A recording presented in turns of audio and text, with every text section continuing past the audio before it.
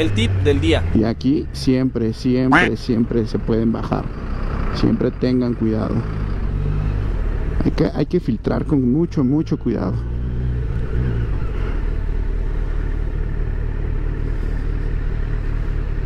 Miren, él está viendo hacia allá, ¿no? ¡Coqueto! Eso, ya volteó.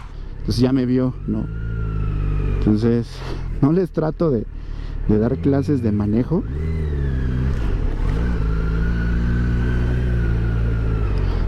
Pero sí algunos tips, amigos, para que estén pilas.